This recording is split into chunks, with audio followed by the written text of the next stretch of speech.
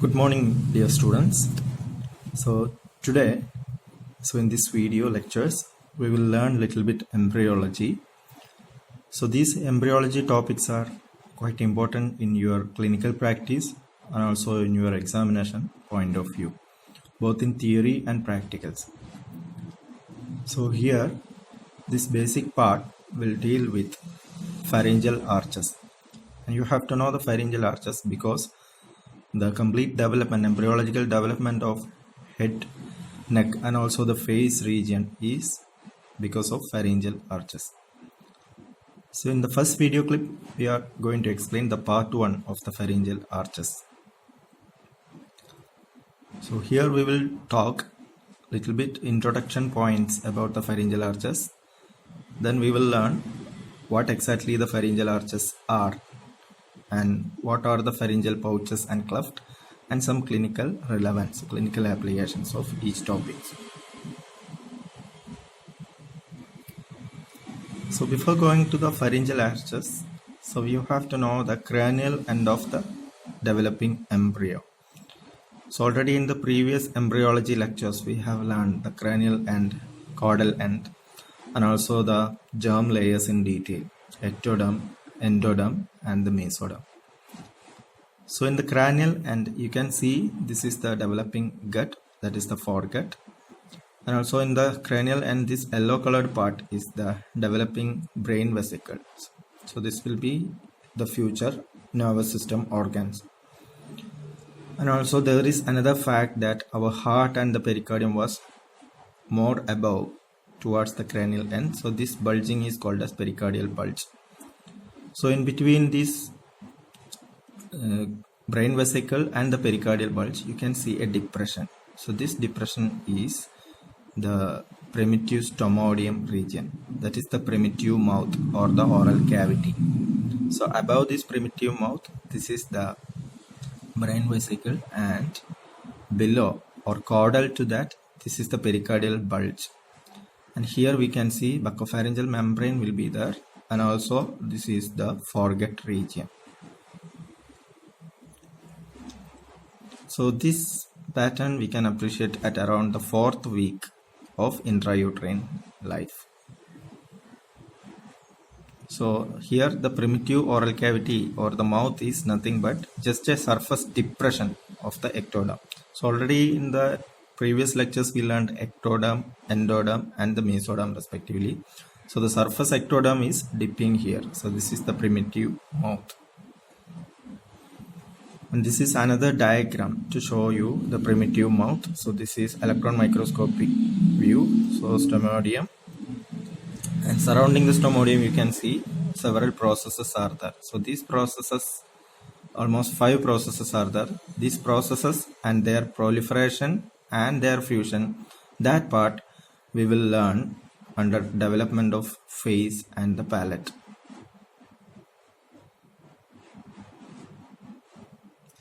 So now let us enter to the pharyngeal arches.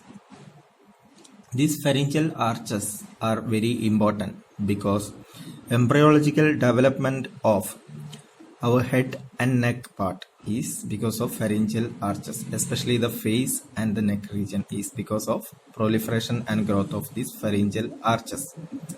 So almost at 4th or 5th week, the thickening of mesoderm happens where in the wall of developing foregut.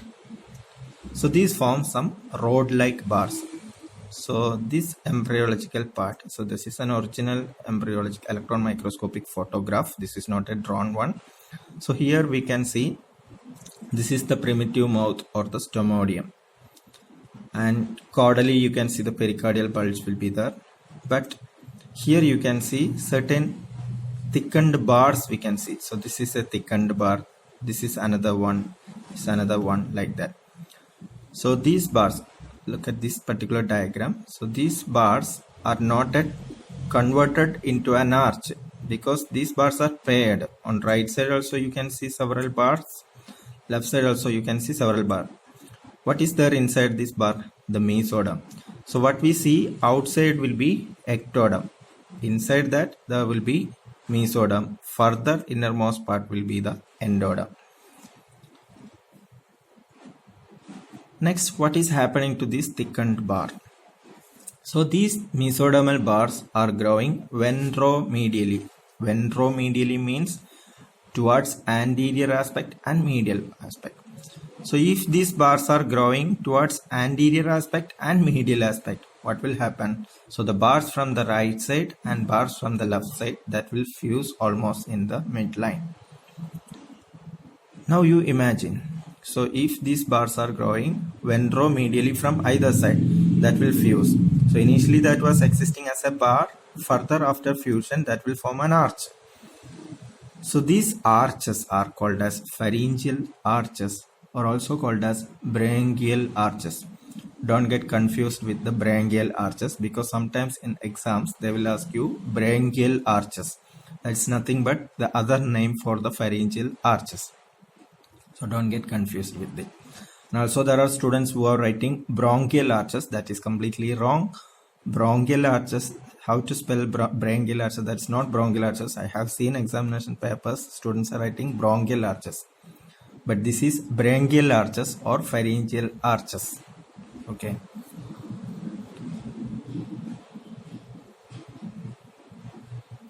Now there are several such arches. Almost 6 arches are formed. So from above downwards, or craniocaudally. In embryology we will use the term craniocaudally. That means from above downwards. Initially there are around 6 pharyngeal arches. But remember, so we can number the arches like first, second, third, fourth, fifth and sixth. But out of 6 arches, the 5th arch, after its formation, the 5th arch will disappear soon. Okay, that is not existing in human. So if 5th arch is disappearing, remaining 5 pairs of arches are existing in embryo. So these arches can be named like first arch, second arch, third arch, fourth arch and sixth arch respectively. In between 4th and 6th, the 5th will disappear quite soon, quite early itself. That is not at all existing. Now you listen me. All these pairs arches, okay, all these arches like first, second, third, fourth and sixth arches. These arches are proliferating and growing into various structures of our head and neck region. Now, what is there inside each arch? So that we will see. Outer aspect of each arch. This is the first arch. Can you see this blue shadow? So this is the outer aspect of first arch. This is the outer aspect of second, third, fourth and sixth respectively. So the outer aspect of each arches are made up of ectoderm. This is the surface ectoderm. Meanwhile, inner aspect, so you can clearly see these yellow lines. So the inner aspect of each arches, that is made up of endoderm. So outer part is made up of ectoderm and the inner part is made up of endoderm. In between ectoderm and endoderm, you can see this major portion. So there you can see mesoderm. Okay, that is the mesenchymal or mesodermal tissue. So each pharyngeal arches are made up of all the 3 germ layers: ectoderm outside, endoderm inside, and in between that we have the mesodermal portion.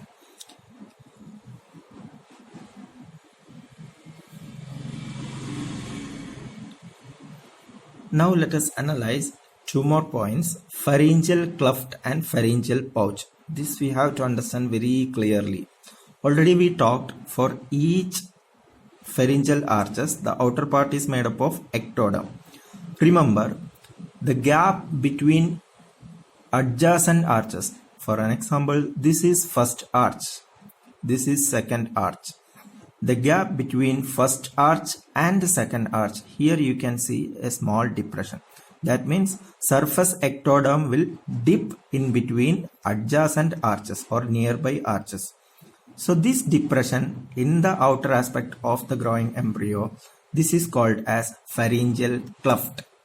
So that is the ectodermal dipping to the interval between nearby arches. So this is one pharyngeal cleft. This is another cleft. this is another cleft, so and so. These are called as pharyngeal cleft. So pharyngeal cleft can be seen in the external aspect of the growing embryo.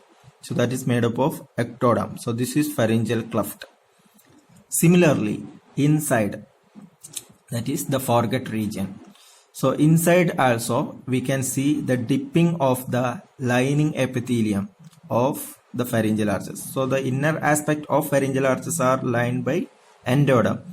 So that endoderm also will be dipping between the gap between the adjacent arches.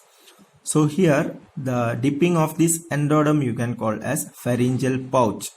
So here this inside, this is a pharyngeal pouch, this is another one, this is another one.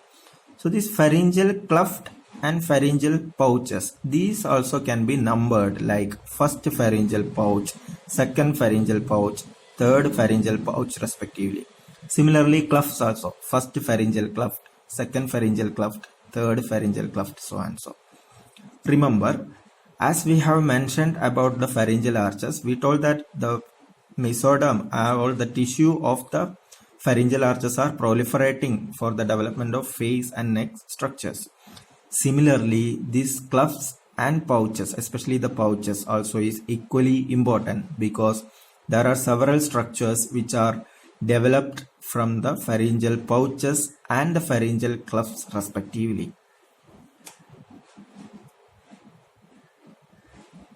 This is a clear-cut diagram how to explain the pharyngeal arches, pharyngeal pouches and pharyngeal clefts. So here you can clearly see this is the cranial part of the foregut in the developing embryo. So here you can see the esophagus further above the pharyngeal region. So this is the picture to demonstrate before the development of pharyngeal arches. So there we can appreciate the outer part is ectoderm, inner part is endoderm. Further in between ectoderm and endoderm you have the mesoderm. But look at the next diagram. So this is the diagram to show you after development of pharyngeal arches. So initially on either side there were thickened mesodermal bars. So this is a coronal section of the growing embryo. So these thickened mesodermal bars are growing ventromedially and fusing each other to form pharyngeal arches. So you can clearly see first arch, second arch, third, fourth, fifth and sixth. But remember, this fifth one will disappear soon. So further first arch, second arch, third, fourth and sixth arch will be persisting or remaining. And the outer aspect you could see the ectoderm as usual, and the inner aspect you could see the endoderm. Now with this picture itself, let us explain what are pharyngeal pouches and what are pharyngeal clefts. The pharyngeal pouches are the dipping of endoderm in between pharyngeal arches. So this is first pharyngeal pouch, second pouch, third pouch respectively. But pharyngeal clefts are dipping of surface ectoderm between the pharyngeal arches. So the first pharyngeal cleft or branchial cleft, second cleft, third cleft, like that. So this is a clear-cut picture to explain what are pharyngeal arches, what are pharyngeal pouches and what are pharyngeal clefts.